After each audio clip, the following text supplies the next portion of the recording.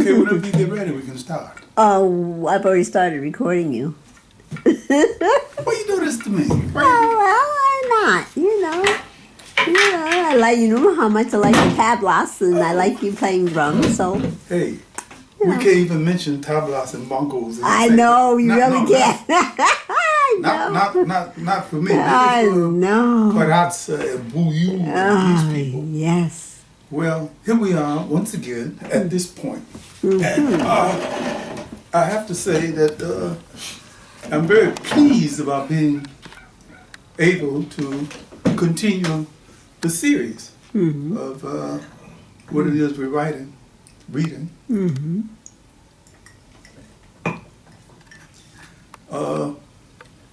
This is chapter 5. Yeah. Not chapter 4. Chapter 5. Or chapter 3. No. Oh, I keep getting it mixed up. 1, 2, and 3. This and 4. is chapter 5. Yes. And what is it you're reading? Well, the book is called The Snake Doctor. The Snake Doctor. The Snake And Doctor. there are a whole lot of implications there. The book is fraught, as some of the English-speaking people say. The book is fraught with implications. Gotcha. So, all right. I'm going to begin where Kojo is in this small village called Chito, and he has met this man named Asiafo on the fringes of the village, and Asiafo is a wizard. We have to go back to the dictionary for the old sense of the word. Aunt Eugenia was not happy about my little treks into the forest, or, as the Ghanaians would say, she was quite annoyed with me. Kojo, my son, you are walking into the forest again this morning? I need to do the exercise, Auntie, to burn off some of the calories from your delicious chop. I could feel her eyes on my back as I eased away for my third meeting with Asiafo. I have warned you, she called after me. I pretended not to hear and kept on stepping. I was surprised to see Asiafo leaning against a log, a chewing stick in the right corner of his mouth. I took careful note of the time. 9:30 a.m. I strolled over and leaned against the log facing him. He used the licorice-flavored stick to brush his teeth for a moment or so before he looked directly at me. It was freeze frame for 10 long seconds.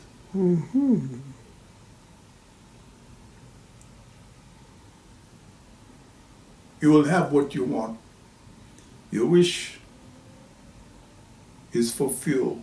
It will be fulfilled. You will have the millions you needed to make your picture.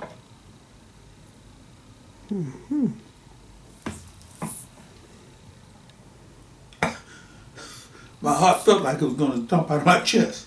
Millions? That's what the man said.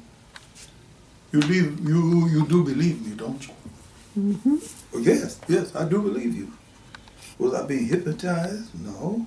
I felt in control of myself. Now what? Asiafo started to walk away. Asiafo! He stopped, but didn't turn around. Yes? What do I have to do for this money? There it was, that hyena laugh. And then, as though he was reciting a speech or giving a recipe for a dish, I will arrange for you to have a visitor. The visitor will come 4 times a year, and it must be fed. You understand? Yes, I understand. I must warn you that the success or failure of what you want to do will depend on how well it is fed. Yeah, that's no problem. We got lots of food in America. Very good. Do what has to be done, and we'll have what you want. He started to walk away again. I felt a sense of panic. Is that all? I mean, that's all I have to do? Oh, there's one more thing. When you return to your country, you should be married within 3 months. 3 months? Married? Mm-hmm. The chess game was on.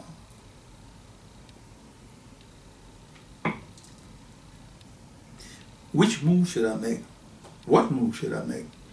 Millions for my film, and all I had to do was feed somebody 4 times a year and get married? Asiafo. I accept the condition. One last question. What do you get out of this? I mean, why are you making this possible? Because I want to. And then he was gone. That's a short answer. Yeah. Some stinking shit going on here. And then he was gone. Mm-hmm. I felt that I had been left in a huge green wall room. The forest seemed to be booming with silence. I stood in place for a few moments, feeling emotionally drained, and then started my trip up the path back to the village. When I reached the path, I turned to wave at someone I couldn't see. Goodbye, Asiafo, and thank you. The forest suddenly erupted with Asiafo's hyena laughter.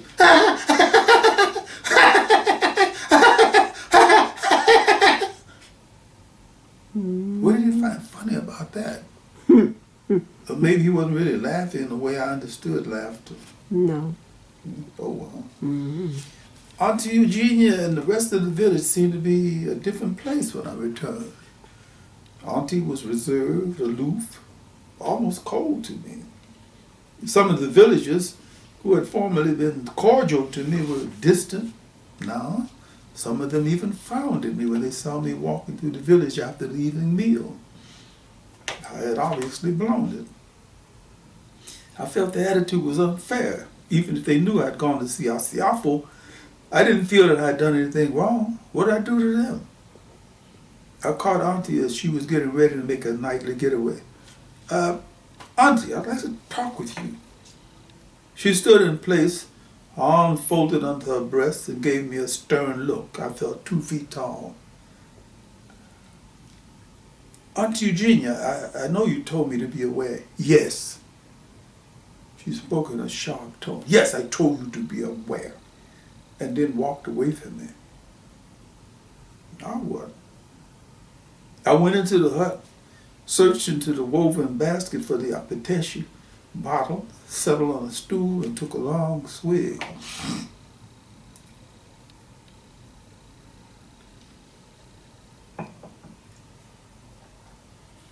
Damn, what the hell is this all about? All of the village sounds that had once sounded so interesting had an ominous tinge now, and I couldn't understand a word of any. Another big swig of apquits. Now the drinking goes on here. You notice? Mm-hmm. Be cool. Don't panic, I told myself. You'll be out of here Monday afternoon. Monday afternoon, 2 days away. What if Joshua, the taxi driver who drove me here, doesn't come for me? I broke into a paranoid sweat. How in the hell could I get out of this place? A couple hours later, some kind of scraping sound brought me out of a deep, apquits sleep. What was that? Were the villagers stacking wood around the hut to roast my ass? Like they had done Asiafo's mother? The hut seemed too small. I sat on the side of my cot trying to put a game plan together. No matter what happened, I was going to go down fighting. An owl hooted. Didn't owls mean death? Mm-hmm. In a lot of cultures, the owl does. Mm-hmm. My grandmother said if you see him in the daytime, that's not a good sign. Mm-hmm. Yeah, all in the daytime. Kojo!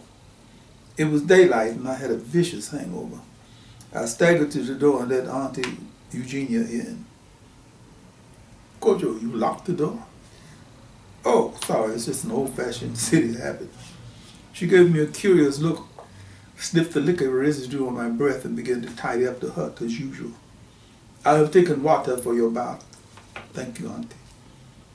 So, that's the way we're going to do it. Pretend that everything was just the way it was. I draped myself in my bath towel and walked around to the outdoor bathing stall. I could look over the enclosure at the villagers going about their business. Saturday. After my bath, I took a while to put on my t-shirt, shorts, and sandals. I knew I had to keep my wits about me. Auntie called. Kojo, your breakfast chop. I'm coming. Remember? That's the God for it. I don't know anything. Okay. I'm coming. I answered automatically and checked myself. Poison. That's the way they would do it. Aunt Eugenia, well, shit, she believed in witches and stuff like that. I got angry at myself for thinking such negative thoughts about the kindly old lady, but I couldn't shake this paranoia off. Oh, Auntie, I'm not hungry right now. I'll have something later. She glared at me, both fists mounted on her ample hips. But you should eat, especially after I confess you. She blindsided me with a big smile, but that wasn't enough. Auntie, you're absolutely right, but right now, but not now. I'll have something a little later. The big smile was erased by the returning glare. So now you're going to walk in the forest? I hadn't thought about it, but yeah, that sounds like a good idea. Yes, I'm going for a walk in the forest, and I promise I won't talk to strangers. The big smile returned. That is good. That is good. Your chop will be here when you return.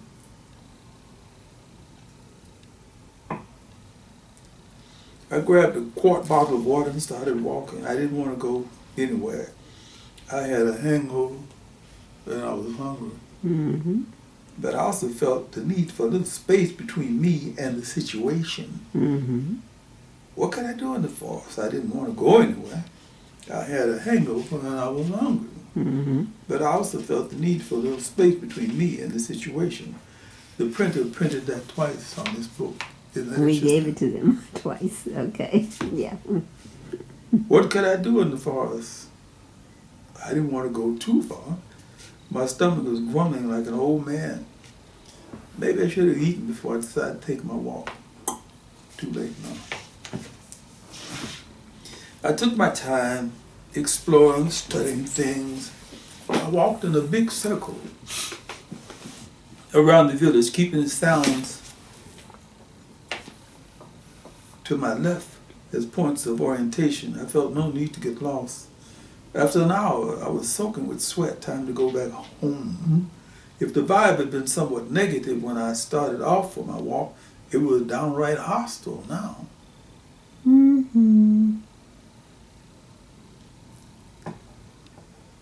Some people actually turned their backs as I walked in their direction. Auntie pointed her finger at the covered wooden bowls of food as though I was a dog. I had to drink water and I had to eat.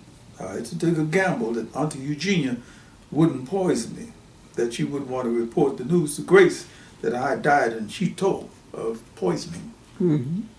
I ate, I drank, and I slept, wandered around, killing time. The midday siesta, when nobody did anything that was unnecessary because it's so hot and humid, was the best time of all for me. I sprawled on my cot, sweat trickling off my brow like somebody was pouring water on my head. I wondered what Asiafo did in his cool little banana leaf hut during the midday heat. I did a mental review of the conditions / stipulations of the contract I had made with Asiafo. Feed a visitor 4 times a year. Marriage? Yeah. Fortunately, I had someone that I'd been thinking about marrying, but we hadn't got to the urgent level yet. I could imagine the expression on Akousa Ferguson's face when I popped the question. I would definitely have to keep my dealing with Asiafo out of the picture. I couldn't imagine any woman being pleased because a wizard in the forest had said, you should be married in 3 months.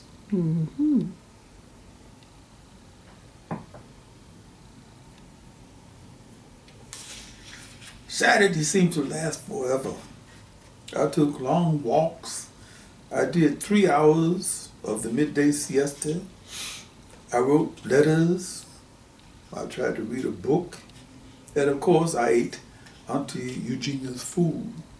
If I was going to be poisoned, I felt it was better to be poisoned by her than to be burnt alive. If Saturday lasts forever, Sunday was an eternity. I had never done it any time, all blessings and thanks to Mom and Dad, plus dumb luck. But I had friends who had gone to this joint for various stretches of time. One of my friends, an ex-cocaine dealer, had served 5 years, described what it felt like to be about to be released from prison.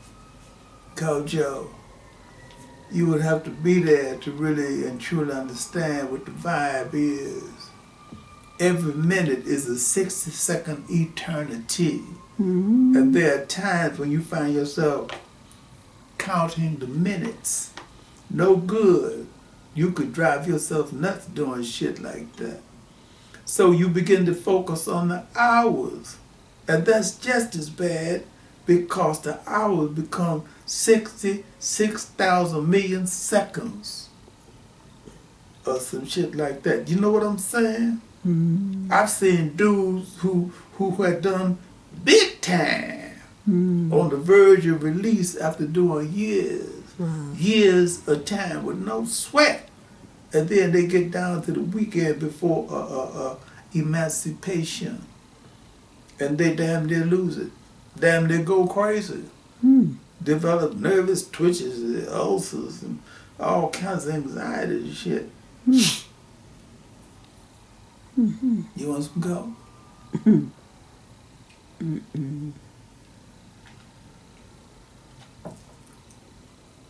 I wasn't exactly experiencing last minute stir crazy fever, but I was definitely feeling anxious as a word I had never heard in Ghana before.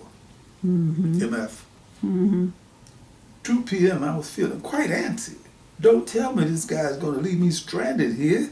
He was supposed to collect me at noon, trying to kill off my tension. I took a final stroll through the village and was surprised to see that people were being cordial again.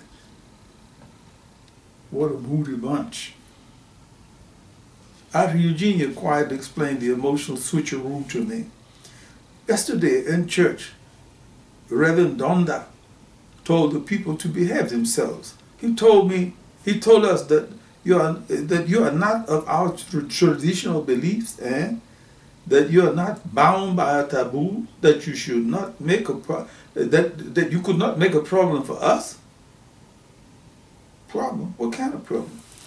She did her little head down, embarrassed. Oh, if you were of the village and you met with Asiafo there would be no problem. You are, after all, an Obruni. If we had dealings with Asiafo, we might have to do sacrifices to take the bad spirits away. Are you getting me? I think so. Of course, I was pissed off about the Obruni labeling me a European. The driver finally pulled in at 3 p.m. Oh, sorry, sir. CP time. I couldn't say what I felt. I said, you sorry ass motherfucker, you. How dare you not be on time? CP But I had to remember that I was in Chito at a distant nowhere village in Ghana, and that he had remembered to come for me. Amen. Even though I hadn't paid him for the return trip yet. I had left Auntie 300,000 CDs on her stool inside the hut for being so nice to me. I knew that she would be a rich woman for the rest of the year with that amount of money. And yes, she had been a gracious hostess, despite the Asiafo thing. She felt like a stick of wood in my arms when I hugged her goodbye. But then I remembered that, bless you, my dear. Thank you. But then I remembered that that wasn't considered good form in Chito for men and women to embrace in public. I was pleased to put the village behind me. I had spent my week there and gotten a hell of a lot more than I bargained for. Back to Accra, back to Grace. My time in Ghana was winding down.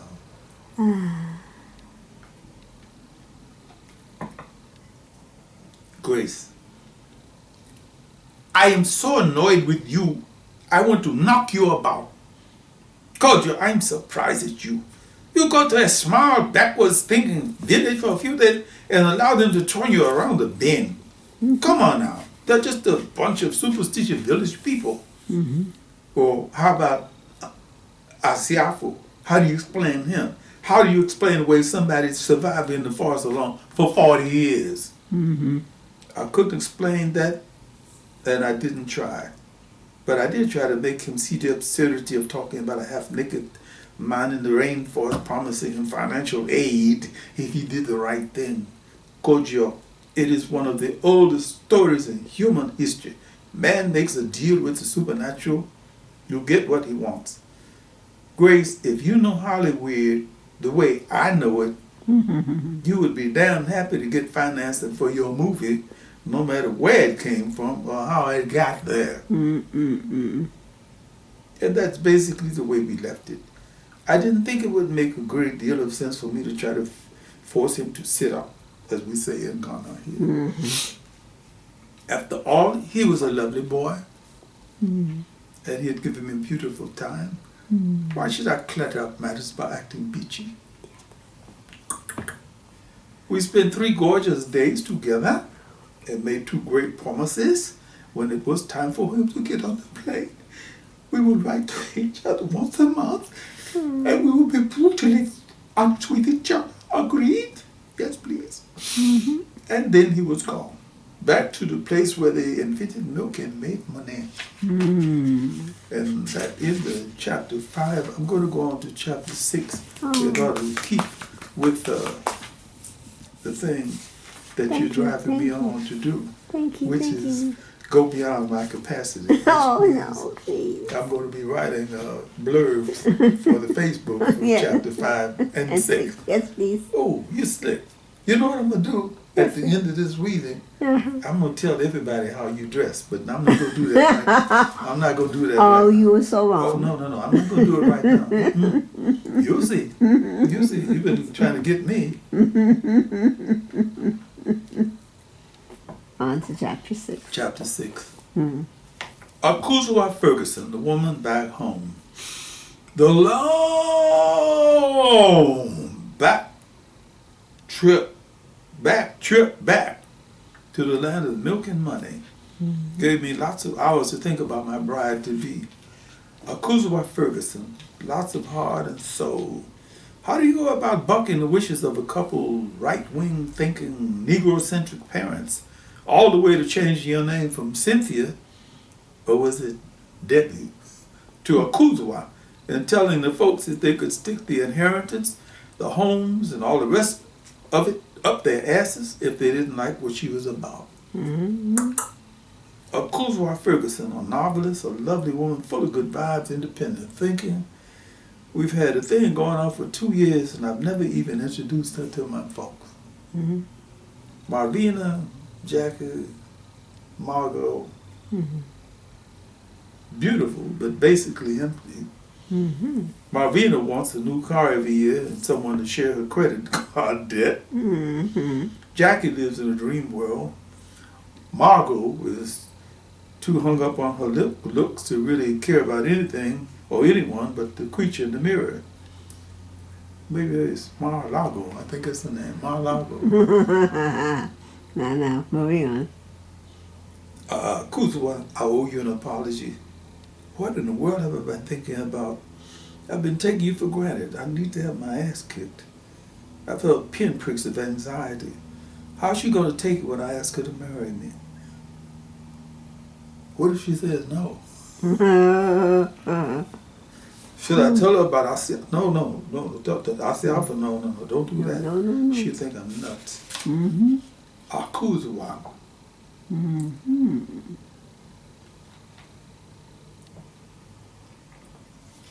After 2 years, Kojo and I had evolved into something that might be called a comfortable relationship. I knew a lot about him, his work, and his dreams, and he was definitely in tune with where I was coming from. I spent a number of weekends in his Los Feliz apartment, And he had spent a few weekends in my Echo Park house, which meant we were way past one night stand stage stuff. Sometimes after good Italian pasta and a few glasses of wine, red, we would become a bit more passionate than usual. But did that mean we were desperately in love? Well, maybe not desperately, but I felt we were in love. We definitely shared a sense of humor. Case in point, I picked Kojo up from LAX when he returned from Ghana. We stopped at Palermo's for a couple glasses of red wine to celebrate his return. Went to his apartment, took a very intimate joint shower, a prelude to. He popped under the covers and dropped off into immediate sleep. Oh, well. Great expectations. Of course, we laughed about it for days. It was certainly a matter of jet lag. But he was a little concerned about his masculinity for a few beats. What do you think, Akousa? You think I need some ginseng or something? No, lover. I think you need a good night's sleep. Amen. He was much more positive and definite about this movie he was going to make. Of course, I've had the idea to do this for a long time.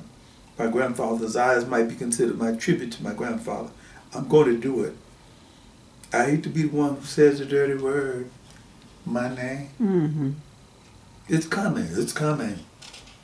He was just as positive about this other project. He made his pitch exactly 1 week after his return.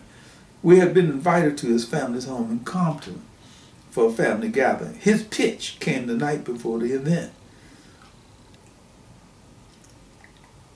We had massaged each other's body with fragrant oils and made slow motion love for long moments.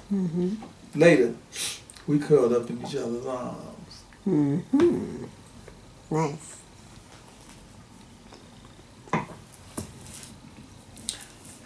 Akousa, he whispered, I want you to be my wife. All I could think of saying was something inane like, don't you think this is a bit sudden? He stroked the side of my face and laughed out loud. I knew you would say something like that. I just knew it. And did you prepare an answer? Yes, I did. He got very serious on me. These past 2 years have told me everything I need to know about you, about us, and that I want to spend the rest of my life with you. Kojo, please don't misunderstand me. I do love you, you know that. But marriage is a big step. I know, baby, I know. There was a dead silence for a few beats. Kojo, are you sure this is the time for us? Yes, this is the time for us. You sound pretty definite about this. I've never been more definite about anything in my whole life. Let me think about it for a couple of days. We sealed the agreement with a kiss and turned over to sleep. Or at least he did. It took me about 10 minutes to come to my senses. Mrs. Akousa Ferguson Brown. His beautiful brother wants me to marry him. He wants me to become his wife, to live happily ever after and all of that. We were going to be the happiest, hippiest couple on the planet. Kojo, the creative filmmaker, producer, writer, director, Akousa Ferguson, screenwriter, novelist. I could see us traveling, having a grand time. I reached over and squeezed him so hard I thought I'd bruise his ribs. Kojo, I've given it a lot of thought. Yes, I would like to become your wife. I would like to become Mrs. Kojo Bediako Brown. Well, that didn't quite take 2 whole days. Did it? I wish I could have filmed the relieved expression on his face. Kojo, Akousa took a big fat weight off my head. I don't know what I would have done if she had refused my marriage proposal because I didn't have a plan B. Her acceptance the night before our family gathering really put the icing on the cake. I had the delicious job of whispering to my dad and mom, Akosua and I are going to be married. When? Soon. We haven't set the date yet. It took all of my restraints to keep both of them from becoming town criers. Kojo get married! Kojo get married! If they had done that, the celebration would have started right then and there. Uncle Amin, Aunt Deborah, Uncle Quabana, Aunt Rose, Uncle Carlo, Auntie Afia, first cousin, John, Ernest, Frida, Pakwa, Asifia, Eve, Fatima, Kwasi, second cousin, and on and on and on. I come from one of those large, tight-knit families that are seldom written about, talked about, or shown on television. Akousa was delightfully surprised. And here I am, thinking that my Nigerian gele and outfit was going to be too colorful. I think what you're looking at is largely my grandfather Kwame's creation. Ever since I can remember, he insisted on everybody wearing African clothes at family gatherings. Nice. I don't want to see any bastard Euro clothing at our family get-togethers. It just don't seem right for African Americans to lynch themselves with suits and ties inside the family circle. So it was. Ashe. Kojo. Akousa whispered to me at one point, "Do you know what I had to go through to force my mom and dad to call me Akosua?"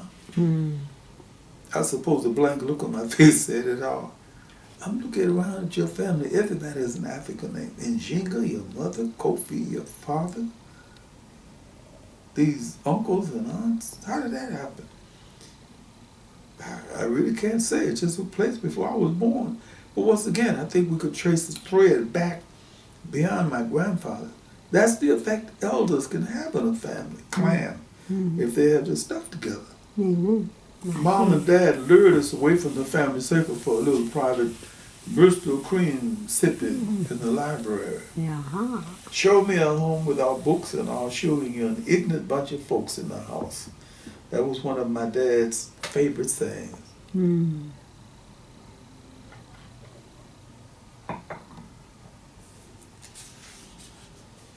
Akosua, we have all 5 of your books in our bookstore, and we're proud and happy to have you become a part of our family. Oh, thank you, Mr. Please, you're my son's bride-to-be. That makes you my daughter now. You should call me Dad. Thank you, Dad. Mom, thank you. Mom, Dad, and Akosua clicked. By the time we left, they had started talking about how many grandkids we're going to have and what names we were going to give them. On the drive to her house in Echo Park, she started crying. Hey, what is this? You're supposed to be happy.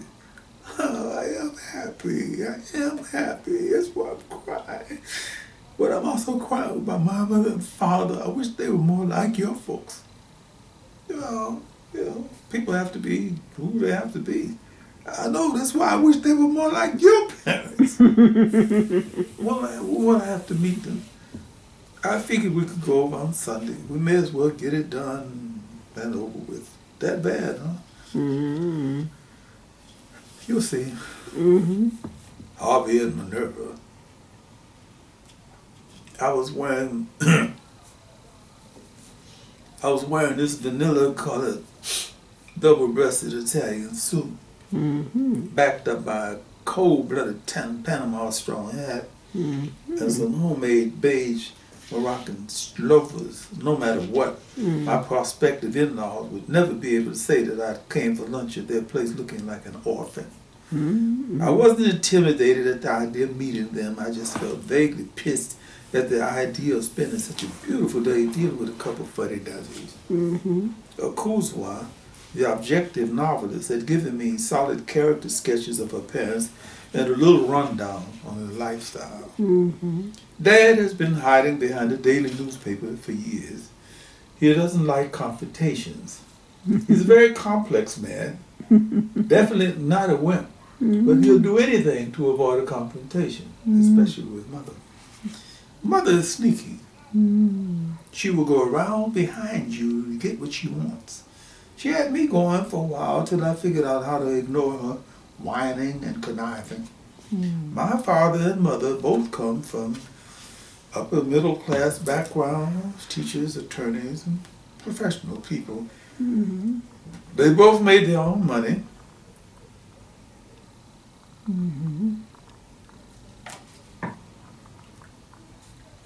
Dad is an architect.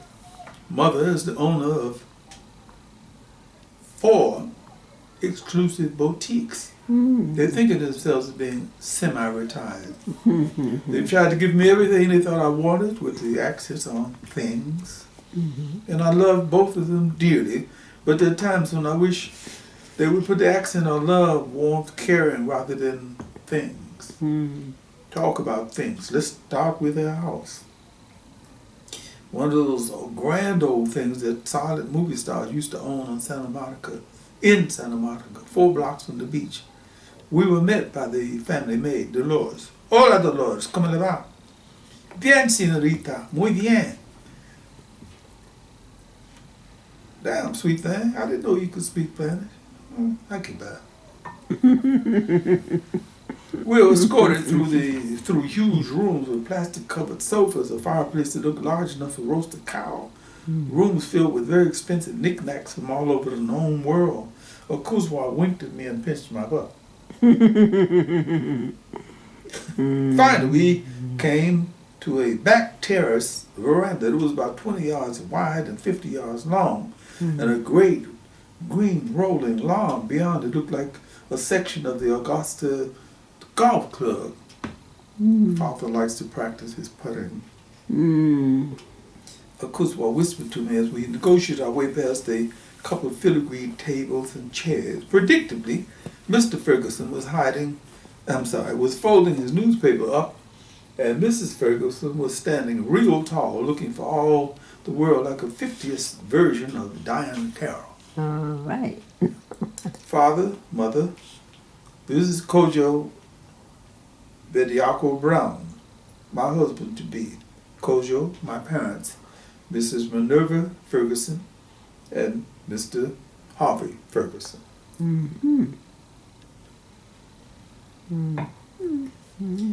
They both stared at me as though I'd stumbled off an alien planet. I reached out to do the correct thing, a little bow, handshake. Their hands were like limp rags. Akosua, did we hear you correctly there? Her mother probed sharply. About what, mother? About this young man being your prospective groom? Yes, mother, my husband-to-be. That's his official title until we tie the knot. Mr. Ferguson didn't say a word. He simply gestures for us to sit down. The dynamics were fascinating. Akosua and her mother were close to fighting a knockdown, drag-out fight with only a few words being exchanged. Well, I must say, this certainly comes as a big surprise, doesn't it, Harvey? Poor dude, he looked like he wanted to run off and start practicing his putt or something. Oh, yes, it certainly does come as a big surprise. We endured a small, awkward window before Mrs. Ferguson opened up. Are we in a hurry to get married, or am I just imagining the unimaginable? If you're asking me if I'm pregnant, the answer is I don't know yet. The awkward window narrowed. Miss Ferguson's eyes narrowed, and she looked like she wanted to throw something at her daughter. Mr. Ferguson looked down at his newspaper. Well, we can discuss all of this later. Mr. Brown, would you care for something? We'll be having lunch shortly. Akosua popped in. Yes, that's a wonderful idea. Mother. Dolores, tráigame los 2 botellas de Bohemia. ¿Hay Bohemia? Sí, señorita, pronto, came the own answer from the kitchen. Akosua insists on speaking to the servants in their own language. It was my turn. Doesn't sound like a bad idea to me, Mrs. Ferguson. After all, we are in California, which used to be a part of Mexico. And depending on relative birth rates and politics, it may be Mexican again. There, the battle lines were firmly drawn. An icy curtain settled across the table as the maid delivered 2 frosted bottles of Bohemia. Mr. Ferguson signaled to the maid, bring me one of those too. Minerva, are you having something? I don't drink beer, she snapped. Of course. Dolores, bring me an iced tea.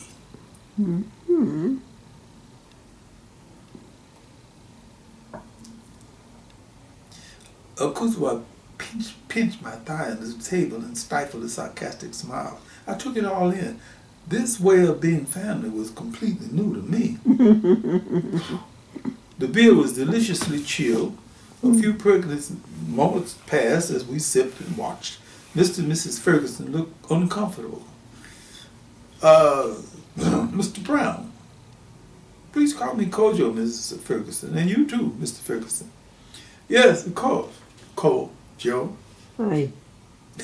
So our daughter tells us that you two want to get married. Father Akousa broke in. I told you that we were going to get married, not that we wanted to get married. Akousa, must you interrupt your father like that? Mr. Ferguson looked like he wanted to push his head into his shoulders. Yes, mother, I must interrupt my father like that because he needs to be interrupted. Once again, the icy curtain dropped. Mrs. Ferguson decided to do a flanking movement attack. Kojo, Akosua, has told us that you're a brilliant writer, director, filmmaker. Akosua tilted her head back and slugged half her beer down. She was definitely enjoying herself. Yes, it's true, I am. The sour expression that sucked Mrs. Ferguson's cheeks in made me smile. Well, I must say, Kojo, you're quite modest. Have you done anything noteworthy? I did a monotonic recitation of my credentials, starting with the first film I made, a Super 8 handheld job about women who had followed their men into Skid Row. I was a sophomore in high school. All through my USC film school days up to my present project, My Grandfather's Eyes, Akosua beamed at me and called out, Dolores, dos más, por favor.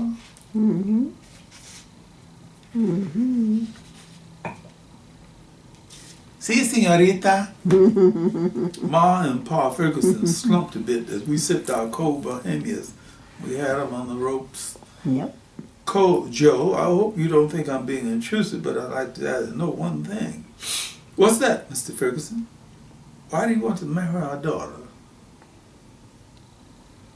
I hesitated for a split second on the verge of laughing because I dive-bombed his feeble question. Mr. Ferguson, Akosua is a treasure.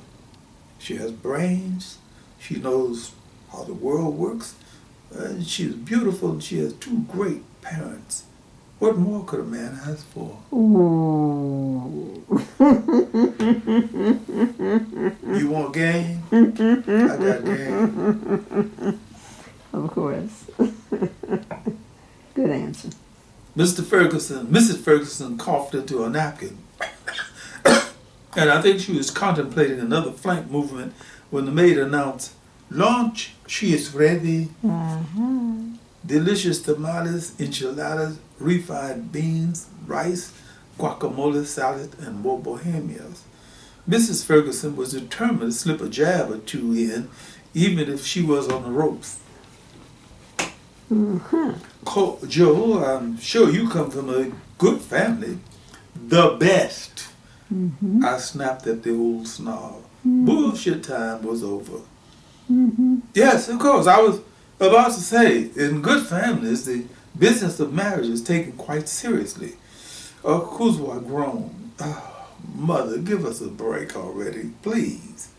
After 3 Bohemias, I was feeling quite up to whatever the sister had on her mind. No, please go on, Miss Ferguson. Speak your mind. Well, it seems to me, she caught her husband's downcast eyes for moral support. Seems to me that a suitable period of time should have been set aside for a proper engagement. Mrs. Ferguson, Mr. Ferguson, I can assure you that we have been firmly engaged for the past 2 years. I gave Akosua a sly, sexy wink. But we weren't informed. Where's the engagement ring? You weren't informed because our engagement only concerned the two of us, period. And so far as rings and all the rest of that Eurocentric nonsense, who needs it? The important thing is a heart-to-heart commitment, not a ring commitment. The Ferguson stared at me as though I'd slapped him in the mouth. Are you saying that it's Eurocentric to have an engagement ring? Mr. Ferguson grumbled. Yes, sir, I think so. As well as this charade we're going through right now. If matters were really going to be handled properly, responsible elders in my family would have contacted responsible elders in Akousa's family, gifts would have been exchanged, and so forth and so on. But this is America, and for better or worse, we are African American. Things are different for us here. Akosua has accepted my proposal, and we're going to be married. There's really no need for us to sit out here on such a lovely day antagonizing each other over a done deal. Akosua gave me that sly smile that said it all. Keep it up, baby, keep it up. Mother's loving me. Well, I must say, Kojo, you do seem to know what you're about.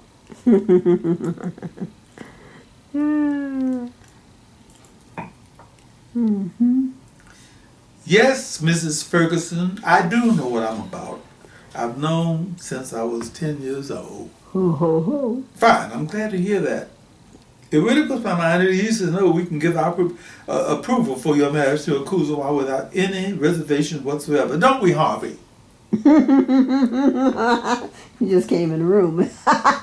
Don't we, Harvey? That's Mr. Ferguson looked slightly bewildered. For his wife turned around, but nodded in agreement anyway. Now then, Akousa laughed out loud and choked a beer. I smiled at the old fellow.